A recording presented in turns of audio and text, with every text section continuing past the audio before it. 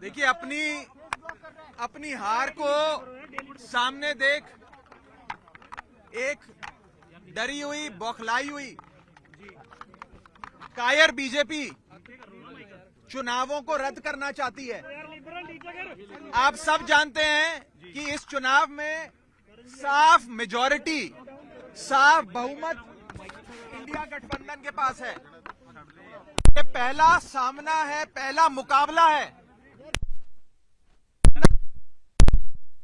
भाजपा का, और इस चुनावों में साफ तौर पे बहुमत इंडिया गठबंधन के पास है।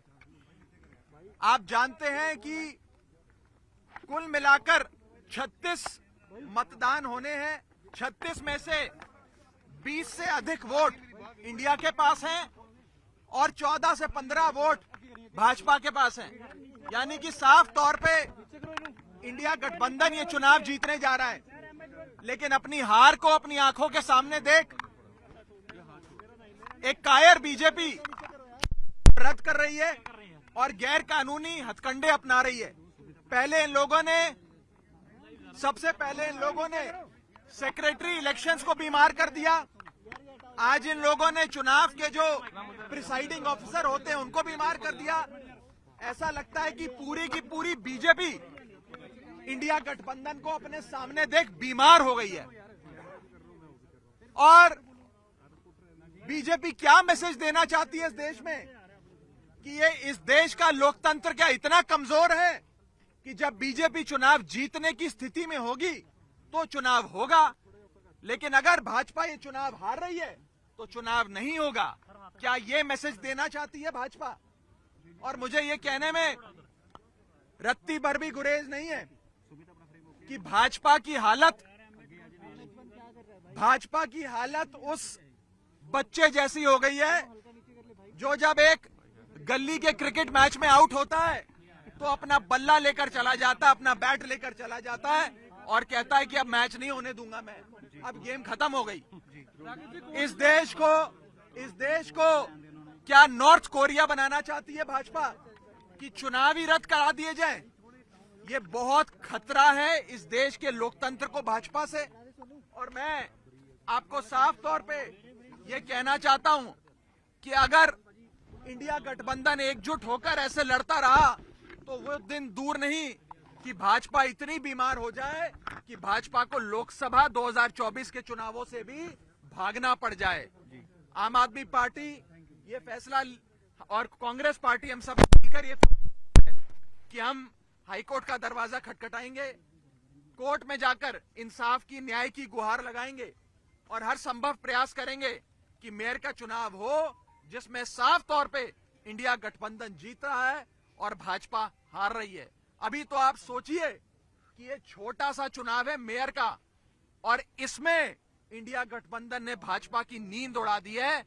2024 के लोकसभा चुनाव में भाजपा का क्या हश्र इंडिया गठबंधन और भारत की 135 करोड़ आबादी करेगी, ये आप सोच सकते हैं।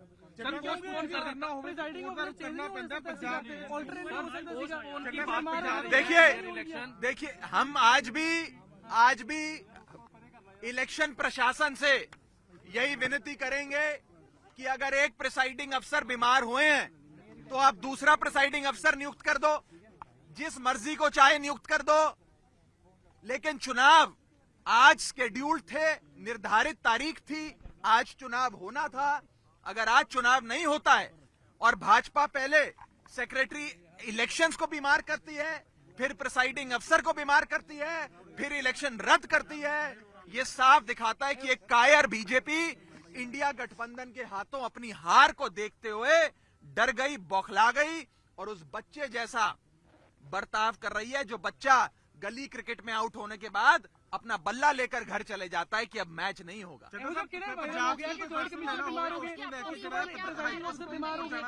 देखिए हम लोगों के पास आज इस इलेक्शन बिल्डिंग में जाने के लिए वैलिड पासेस थे, हम समय पर पहुंचे, लेकिन ये बताया गया कि एंट्री बंद कर दी गई है। और एंट्री इसलिए बंद कर दी गई है क्योंकि प्रिसाइडिंग अफसर अचानक से बीमार पड़ गए हैं। बताया जा रहा है कि प्रिसाइडिंग अफसर भी बेचारे एक अस्पताल से दूसरे अस्पताल जाने का प्रयास कर रहे हैं, लेकिन कोई अस्पताल उन्हें भर्ती नहीं कर रहा क्योंकि वो वास्तव में बीमार नहीं है। लेकिन ये हथकंडे हैं भाजपा के। ये दिखाता है कि भाजपा इस देश के लोकतंत्र को खत्म करने के लिए और निष्पक्ष चुनाव, फ्री एंड फेयर इलेक्शंस को खत्म करने के लिए किसी भी हद तक जाएगी। मेरा आप सबके माध्यम से देश की जनता को भी निवेदन है कि पार्टियां आएंगी जाएंगी, सरकारें भी बनेंगी बिगड़ेंगी, लेकिन इस देश के लोकतंत्र को बचाने के लिए भाजपा से छुटकारा पाना जरूरी है। अगर भाजपा बनी रहे चुनाव रद्द कर देगी और भारत को नॉर्थ कोरिया बना देगी। तो फिर क्या करेंगे? देखिए, ये आज जो चंडीगढ़ में हुआ ये झलकी है। भारतीय जनता पार्टी 2024 के चुनावों में भी हर संभव हथकंडा अपनाएगी। चुनावों को, फ्री एंड फेयर इलेक्शंस को, निष्पक्ष चुनाव को इन्फ्लुएंस करने के लिए, प्रभावित करने के लिए।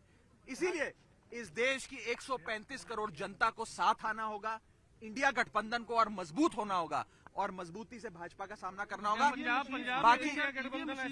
बाकी बातचीत एक बार हाईकोर्ट का फैसला आ जाए उसके बाद करेंगे। हमने हाईकोर्ट में गुहार लगाई है कि निष्पक्ष चुनाव हो और नए प्रिसाइडिंग अफसर आज ही नियुक्त किए जाएं ताकि आज ही निर्धारित जो डेट है उस पर चुनाव कराया जाए। बहुत बहुत शुक्रिया।